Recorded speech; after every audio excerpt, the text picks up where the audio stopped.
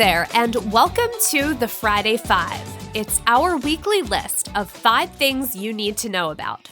I'm Sarah Ruppel, your host, and if I sound a little stuffy, I'm sorry about that. I am battling summer allergies, and I think the ragweed might be winning. But we still have quite a bit to talk about today, so on to our list. Number 1. We've been talking a lot about Medicare being expanded to include dental, vision, and hearing insurance coverage under the Part B premium. That's not the only area that Congress is talking about making changes to Medicare coverage, though. Both parties are taking a hard look at prescription drug costs for Medicare beneficiaries, specifically the catastrophic coverage threshold. Right now, when a beneficiary uses their Part D benefit, then hits that $6,550 deductible, they still have a portion of drug costs that they are responsible to pay. Congress brought H.R. 3 back into discussion with the current 117th Congress in April of this year. And in this particular bill, they're looking to put a cap on out-of-pocket spending for Medicare Part B beneficiaries at $2,000. Kaiser Family Foundation took a look at data from 2010 through 2019 to determine how many Part D enrollees would benefit from this legislation. They found that in 2019, almost 1.5 million Medicare Part D beneficiaries had prescription drug costs that exceeded the catastrophic threshold. Looking back 5 years, that number rose to 2.7 million Part D beneficiaries hitting the threshold. And then looking back 10 years, 3.6 million Medicare Part D beneficiaries faced out-of-pocket costs beyond the catastrophic threshold. And Part D prescription drug utilization and cost is only getting higher. So that legislation would certainly protect those individuals and future Part D beneficiaries from a high out-of-pocket exposure. Question is, will they be able to get this legislation passed? We'll have a link to the Kaiser Family Foundation study, as well as the full text of H.R. 3 in our episode notes. Number 2. Demand for digital access to health services grew during the pandemic and does not show signs of stopping. Awareness of behavioral health also increased during that time frame. So put those two together, and it sounds like a winning combination. That's what Ro is thinking, and their new app, Ro Mind, seeks to combine their digital health and tech knowledge to provide virtual mental health services. Ro Mind was announced this week and will offer services for generalized anxiety disorder and major depressive disorder. Ro cites the need for better access to care and, along with it, destigmatizing mental health disorders and their treatment. In the U.S., 1 in 5 adults live with a mental health condition, and a lot of those conditions were not only compounded during the pandemic, but they also went untreated. We'll be linking to an article with more information about Ro, some of their other interests, info on funding, and the link to their official website. Number 3, the No Surprises Act is one of the ways that Congress is tackling transparency in the insurance industry. But what does that mean for your clients?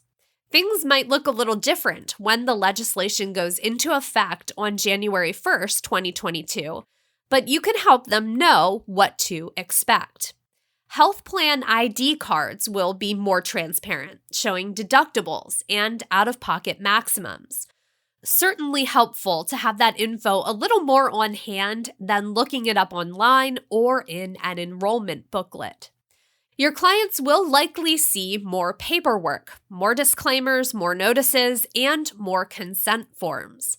A lot of the paperwork surrounds in-network and out-of-network providers, giving patients the ability to know if a service or doctor is out-of-network, allowing them to choose someone in-network, and making sure they know that they don't have to consent to out-of-network options. And then that also means explanation of benefits that come prior to the scheduled care rather than after. These will contain what is called a good faith estimate of the final cost for the beneficiary. It will explain what will count toward their deductible, what goes toward the out-of-pocket maximum, essentially breaking down the cost beforehand to remove any surprises after the fact. Number 4, back to news about COVID and masking. With vaccine progress slowing, the Delta variant becoming dominant, and new hotspots popping up, the CDC has reversed their indoor masking recommendation for those who are fully vaccinated. The update to the guidance is in advance of the fall, when cooler weather pushes more of us back inside. Kids will be going back to school, more employers will be heading back to the office. Masks are recommended indoors for children and for those fully vaccinated in the areas with high COVID-19 transmission rates. Officials in California and Nevada have already put similar guidelines in place as cases began to increase in their states. Number 5, Spotify is on a mission to upgrade and improve their app. First, we got a reorganized user interface with notifications. Then they added little blue dots to let you know when a new song or podcast episode dropped.